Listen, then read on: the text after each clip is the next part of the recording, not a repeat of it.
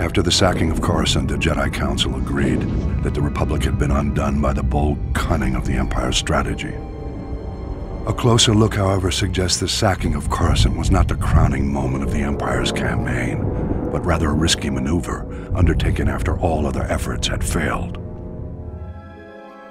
The Sith only considered turning to such measures after their efforts were undermined by an unlikely Republic ally, the criminal smuggling contingent that broke the Mandalorian Blockade.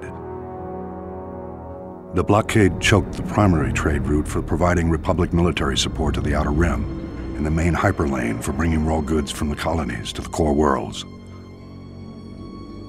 Long-standing holdouts in the Outer Rim began folding to the Empire, and critical supplies vanished from the core worlds almost overnight. As starvation swept through the lower levels of Coruscant, riots broke out planet-wide. Talk in the Senate veered sharply toward complete surrender to the Sith Empire. It was at this critical hour that a Mirialan smuggler named Hylo Visz recognized an extraordinary business opportunity for her and her partners. With the Republic willing to pay any price for raw goods, Hylo's plan was simple: break the Mandalorian Blockade. Loading massive freighters with all the goods the Outer Rim had to offer, Hylo and her fellow smugglers hauled their loads to within a parsec of the blockade and stopped still. Distracted by suspicious freighters, the Mandalorians never knew what hit them. A motley fleet of small starships dropped out of hyperspace and opened fire.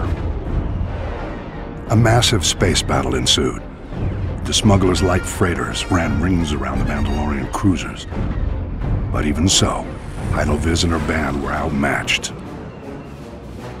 Fortunately, Republic Strategic Information Systems was tipped off and starfighters were scrambled from nearby systems. With their assistance, the Mandalorians were quickly overcome.